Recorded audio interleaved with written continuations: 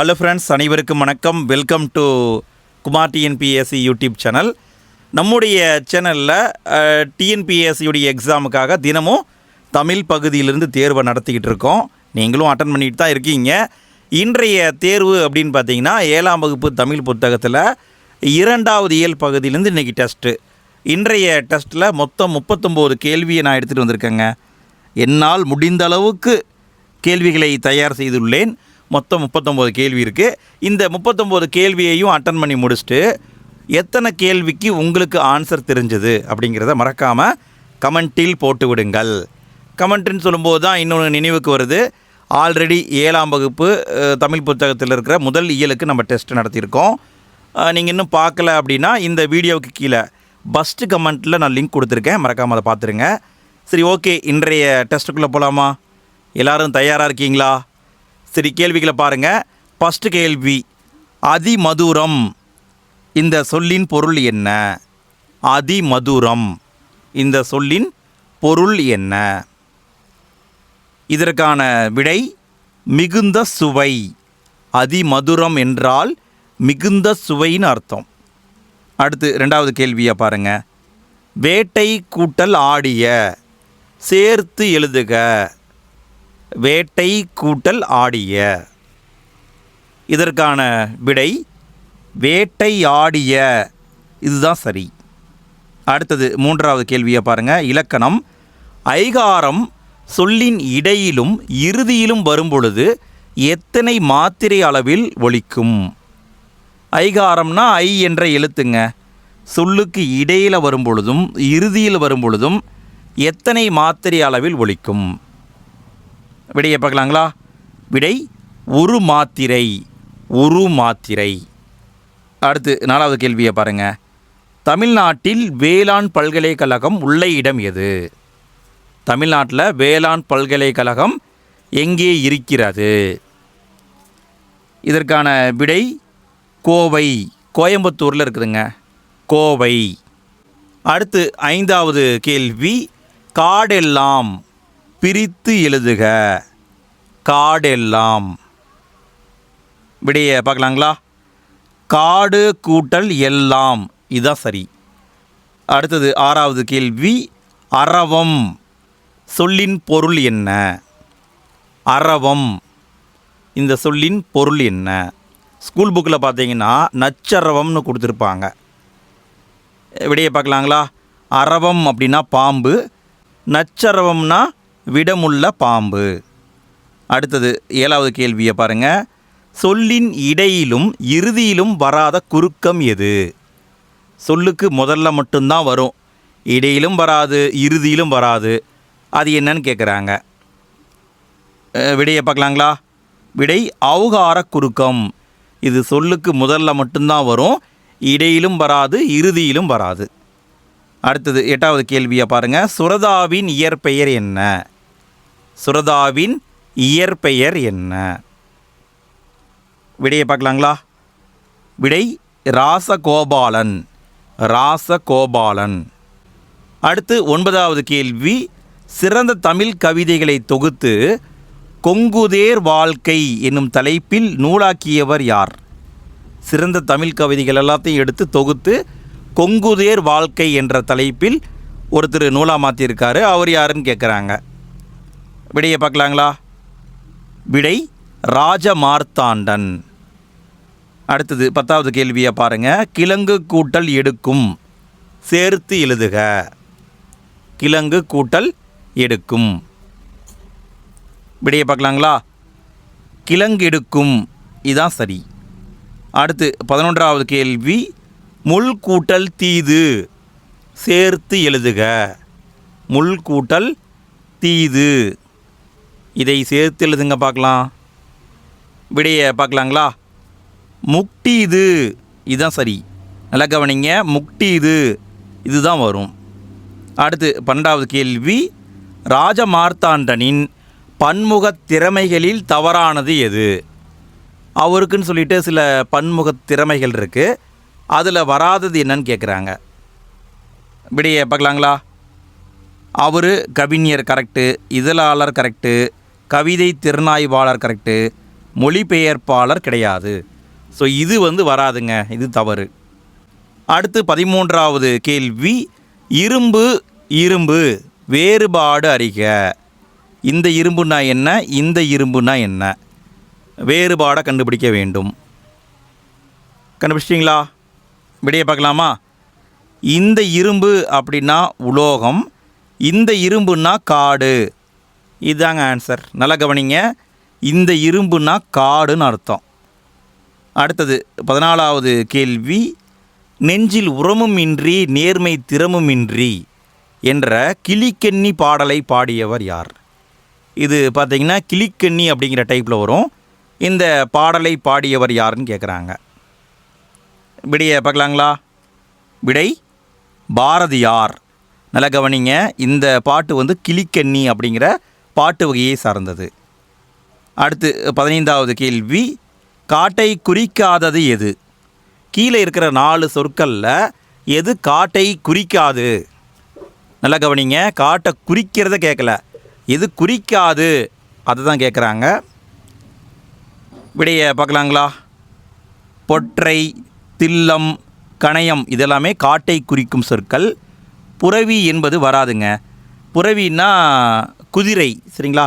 புரவின்னா குதிரை, அதனால் இது வராது. அடுத்து 16வது கேள்வியை பாருங்கள், அகர வரிசையில் அமைக்கவும். அமைங்க பார்க்கலாம். சரி, விடையை பார்க்கலாங்களா? இங்கே நான் கொடுத்துருக்கிற ஆப்ஷனே தப்பு. அதாவது ஏதோ ஒரு யோசனையில் தவறாக போட்டுவிட்டேன், மன்னித்து கொள்ளுங்கள். ஃபஸ்ட்டில் வர வேண்டியது பொச்சை, இதுதான் ஃபஸ்ட்டில் வரும். 2வது பொதி அப்படிங்கிறது வரும். 3வது பார்த்தீங்கன்னா மிலை அப்படிங்கிறது வரணும். 4வது பார்த்தீங்கன்னா முதை, இது 4வதாக வர வேண்டும். அடுத்தது 5வதாக பார்த்தீங்கன்னா வனம் அப்படிங்கிறது வரணும். 6வதாக பார்த்தீங்கன்னா விடர், இது வரும். 7வதாக பார்த்தீங்கன்னா வியல், இது வருங்க. சரிங்களா? உங்களை கஷ்டப்படுத்தினதுக்கு மன்னிக்கவும். அதாவது இதை திரும்பியும் ரீஎடிட் பண்ணி நான் ரெக்கார்ட் பண்ணணுன்னா ரொம்ப டைம் ஆகுங்க, அதனால் அப்படியே விட்டுட்டேன். சரிங்களா? அடுத்து 17வது கேள்வி, வாழை கன்றை, இங்கே என்ன வரும்? எது சரியான வினை மரபு சொல்லுங்கள் பார்க்கலாம். வாழை கன்றை ஈன்றது, இதுதான் சரியான வினை மரபு. வாழை கன்றை ஈன்றது, இதுதான் சரி. அடுத்தது 18வது கேள்வியை பாருங்கள், கல் கூட்டல் தீது சேர்த்து எழுதுக. கல் கூட்டல் தீது, இதை சேர்த்து எழுதுங்க பார்க்கலாம். விடையை பார்க்கலாங்களா? கக்ரீது, இதுதான் சரிங்க. கக்ரீது, இதுதான் கரெக்டு. அடுத்து 19வது கேள்வியை பாருங்கள், துஷ்டி கேட்டல், இந்த சொல்லின் பொருள் என்ன? துஷ்டி கேட்டல் என்றால் என்ன? விடையை பார்க்கலாங்களா? துக்கம் விசாரித்தல், துக்கம் விசாரித்தல். அடுத்து 20வது கேள்வி, கொல்லிப்பாவை என்ற சிற்றிதழை நடத்தியவர் யார்? கொல்லிப்பாவை என்ற சிற்றிதழை நடத்தியவர் யார்? விடையை பார்க்கலாங்களா? விடை ராஜமார்த்தாண்டன், ராஜமார்த்தாண்டன். அடுத்து 21வது கேள்வி, வேட்கை என்னும் சொல்லில் ஐகார குறுக்கம் பெறும் மாத்திரை அளவு. இந்த வேட்கைங்கிறதுல ஐ என்ற சொல் வருது, அதனுடைய மாத்திரை அளவு என்னன்னு கேட்குறாங்க. முன்னாடியே பார்த்த ஞாபகம் இருக்கா? ஐகாரம் சொல்லுக்கு இடையிலும் இறுதியிலும் வந்தால் ஒரு மாத்திரை. இங்கே எங்கே வந்திருக்கு? இங்கே ஐகாரம் இறுதியில் வந்திருக்கு, அதனால் விடை ஒரு மாத்திரை. அடுத்து 22வது கேள்வியை பாருங்கள், ஃபாரஸ்ட்ரி கலைச்சொல் அறிக. இதற்கான கலைச்சொல் என்னங்க?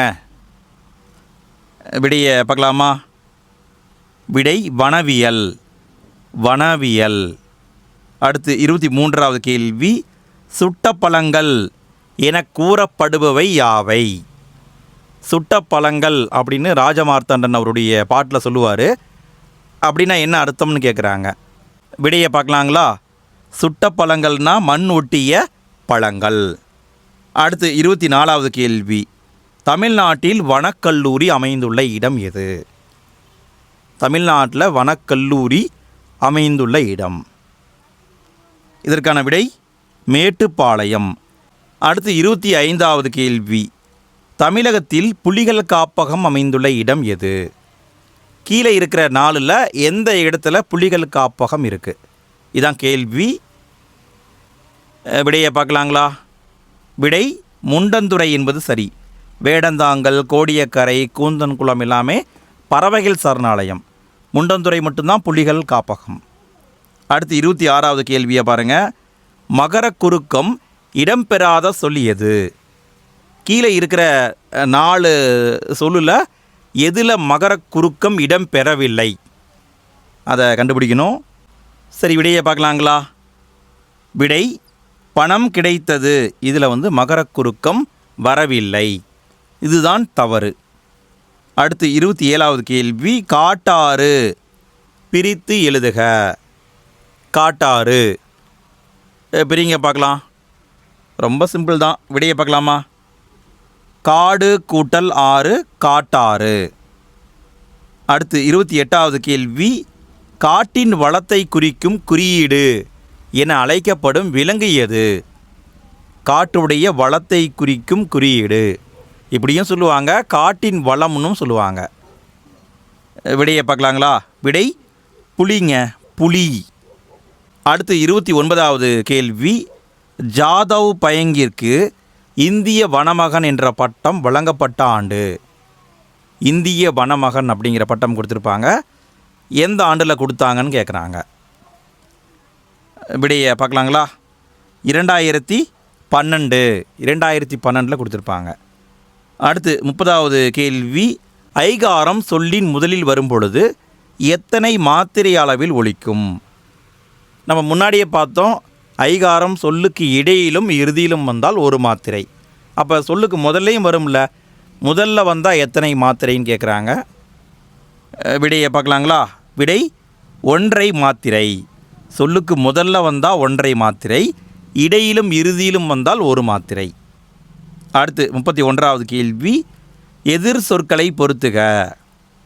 எதிர் சொற்களை பொருத்த வேண்டும். பொருத்துங்க பார்க்கலாம்.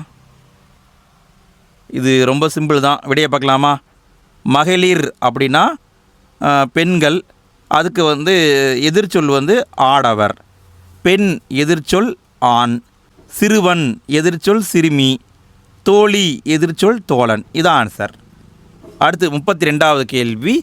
பிரஃபெல் கலைச்சொல் அறிக. இதுக்கான கலைச்சொல் என்னன்னு கேட்குறாங்க. விடையை பார்க்கலாங்களா? விடை உவமை என்பது சரி, உவமை. அடுத்து 33வது கேள்வி. ஜாதவ் பயங்க் என்பவரிடம் தொடர்புடைய ஆறு எது? அவர் இந்திய வனமகன் நம்ம முன்னாடி பார்த்தோம். எதனால் அவர் இந்திய வனமகன் ஆனார்? விடையை பார்க்கலாங்களா? விடை பிரம்மபுத்திரா. இந்த நதியில் வெள்ளம் வரும், அப்போ நிறைய உயிரினங்கள் கஷ்டப்படும், அதை பார்த்து தான் அவர் இந்திய வனமகன் அந்த மாதிரி ஆனார். அடுத்து 34வது கேள்வி. சொற்களை பொருத்துக. பொருத்த வேண்டும். பொருத்துங்க பார்க்கலாம். 7ஆம் வகுப்பெல்லாம் ரொம்ப சிம்பிளாக தாங்க இருக்குது. 6ஆம் வகுப்பு 7ஆம் வகுப்பெல்லாம் ரொம்ப ரொம்ப சிம்பிள் தான். சரி, விடையை பார்க்கலாங்களா? ஈன்று அப்படின்னா தந்து, கொம்புனா கிளை, கழித்திடனா மகிழ்ந்திட, பரவசம்னா மகிழ்ச்சி பெருக்கு. இதுதான் ஆன்சர். அடுத்து 35வது கேள்வி. இயவு இந்த சொல்லின் பொருள் என்ன? இயவு இந்த சொல்லின் பொருள் என்ன? விடையை பார்க்கலாங்களா? விடை காடு. இயவுன்னா காடு. அடுத்து 36வது கேள்வி. உவமை கவிஞர் என அழைக்கப்படுபவர் யார்? உவமை கவிஞர் என அழைக்கப்படுபவர் யார்? விடையை பார்க்கலாங்களா? விடை உவமை கவிஞர் சுரதா. ஃப்ரெண்ட்ஸ், இங்கே நான் உங்ககிட்ட ஒரு கேள்வியை கேட்குறேன். அதாவது உவமை கவிஞர்னா சுரதா. அப்போ பாரதிதாசனுக்கு என்ன பட்டப்பெயர் இருக்குது? வாணிதாசனுக்கு என்ன பட்டப்பெயர் இருக்குது? பெருஞ்சித்திரனாருக்கு என்ன பட்டப்பெயர் இருக்குது? தெரிஞ்சவங்க கமெண்ட்டில் போட்டு விடுங்க. எத்தனை பேர் கரெக்டான ஆன்சர் போடுறீங்களோ அத்தனை பேருக்கும் ஒரு ஹார்ட்டின் சிம்பிள் மட்டும்தான் போடுவேன். சரிங்களா? பரிசெல்லாம் வழங்கப்பட மாட்டாது, காசு இல்லை. ஹார்ட்டின் சிம்பிள் மறக்காமல் போட்டு விட்றேன். அடுத்து 37வது கேள்வி. கார்த்திகை தீபம் என காடெல்லாம் பூத்திருக்கும் என்ற கிளிக்கெண்ணி வகை பாடல் இடம்பெற்றுள்ள நூல் எது? சுரதா எழுதியிருப்பார். இந்த பாட்டு எந்த நூலில் இருக்குதுன்னு கேட்குறாங்க. விடையை பார்க்கலாங்களா? விடை தேன்மலை இந்த நூலில் தான் இருக்குது. தேன்மலை. அடுத்து 38வது கேள்வி, இந்திய வனமகன் என அழைக்கப்படுபவர் யார்? முன்னாடியே பார்த்துட்டோம். விடை ஜாதவ் பயங்க். அடுத்து 39வது கேள்வி, கடைசி கேள்வி. ஃப்ரெண்ட்ஸ், நாளைக்கு டெஸ்ட்டு 7ஆம் வகுப்பு தமிழ் புத்தகத்தில் இருக்கிற 3வது இயல் பகுதி டெஸ்ட்டு. நன்றாக படித்து விட்டு வாருங்கள். தினமும் முயற்சி பண்ணோம்னா கண்டிப்பாக நிறைய பயிற்சி எடுக்கும் பொழுது நம்மளால் தமிழில் நல்லாவே ஸ்கோர் பண்ண முடியும். சரி, கேள்வியை பாருங்கள். எந்த விலங்கு தங்கி இருக்கும் காடு வளமான காடு எனப்படும்? எந்த விலங்கு தங்கி இருக்கும் காடு வளமான காடு? விடையை பார்க்கலாமா? புலின்னு போட்டக்கூடாது. விடை யானை. புலி என்பது காட்டின் வளத்தை குறிக்கும் குறியீடு, அப்படி சொல்லுவாங்க. சரிங்களா? அதுக்காக வளமான காடுன்னு சொல்லிடக்கூடாது. யானை தங்கி இருக்கும் காடு தான் வளமான காடு. அவ்வளோதான் ஃப்ரெண்ட்ஸ், இன்றைய டெஸ்ட்டு முடிந்தது. இந்த 39 கேள்வியில் உங்களுக்கு எத்தனை கேள்விக்கு ஆன்சர் தெரிஞ்சது அப்படிங்கிறத மறக்காமல் கமெண்ட்டில் போட்டுவிடுங்க. இதே மாதிரி ஆல்ரெடி 6ஆம் வகுப்புக்கும் 7ஆம் வகுப்பு முதல் இயலுக்கும் வீடியோ போட்டிருக்கோம். நீங்கள் இன்னும் பார்க்கலைன்னா இந்த வீடியோவுக்கு கீழே ஃபஸ்ட்டு கமெண்ட்டில் நான் லிங்க் கொடுக்குறேன், மறக்காமல் பார்த்துருங்க. ஓகே ஃப்ரெண்ட்ஸ், நாளைய வீடியோவில் சந்திப்போம். நாளைக்கு டெஸ்ட்டு இருக்குது, படிச்சுட்டு வந்துடுங்க. நாளைய டெஸ்ட்டில் சந்திப்போம். நன்றி.